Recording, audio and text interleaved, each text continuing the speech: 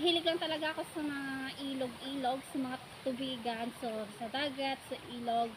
So medyo malayo lang talaga kami sa dagat, so sasakay pa kaya ilog na lang talaga. So no choice kundi ilog na lang talaga.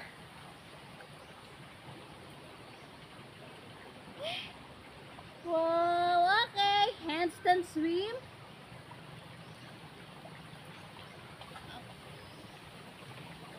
Oops.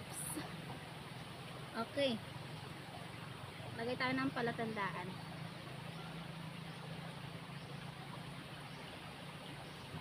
Ba't ang labo ng tubig ngayon ah? Okay, handstand swim. Uy. Ayun. Uy, ang layo ah.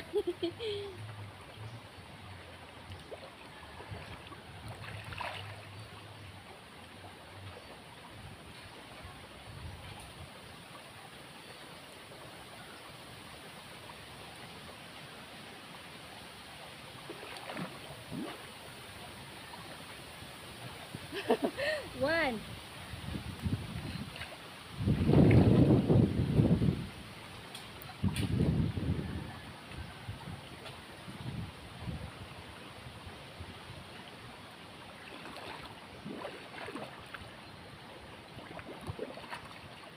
Two.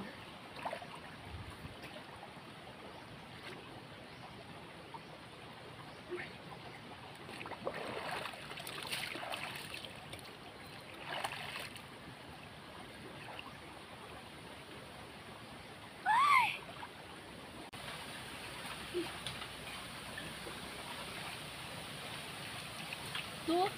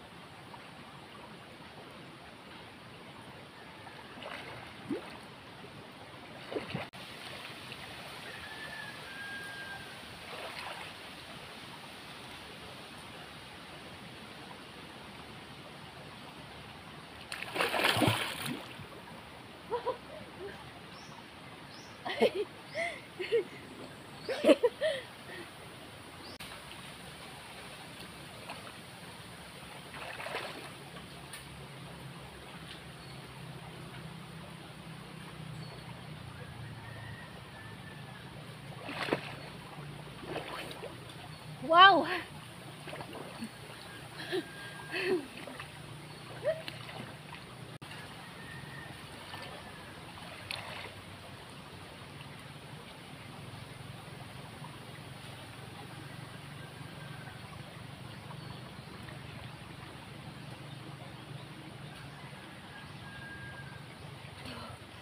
Wow.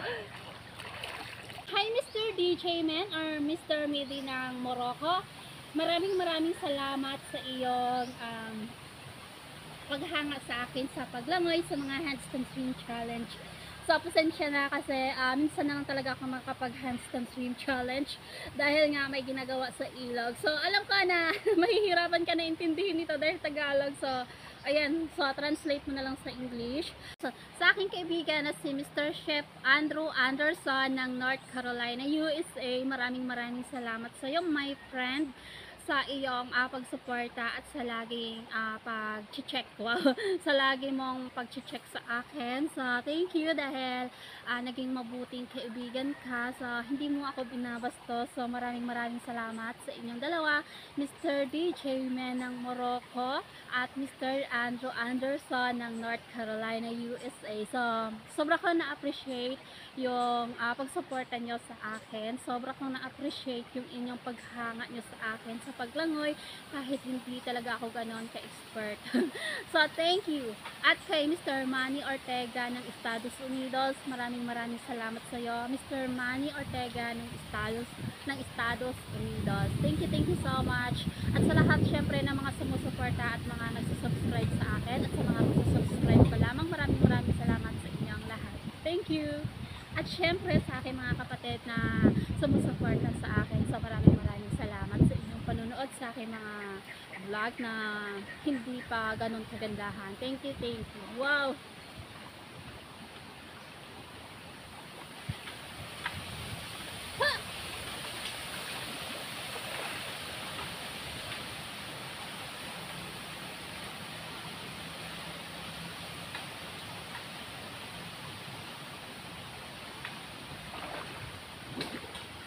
Galing!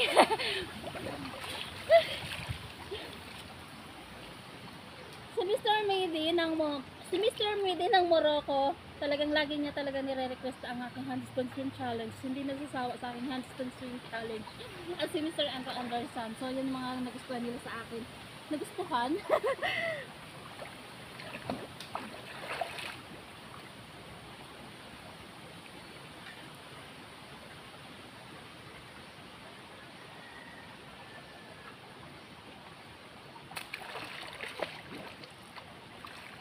One!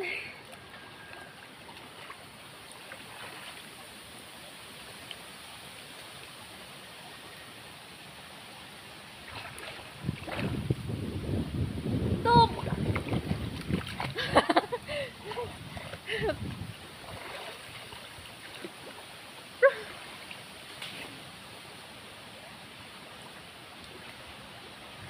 Sobrang lamig ngayon dahil talagang papalat na yung Pasko, malapit na yung Pasko, kaya sobrang lamig.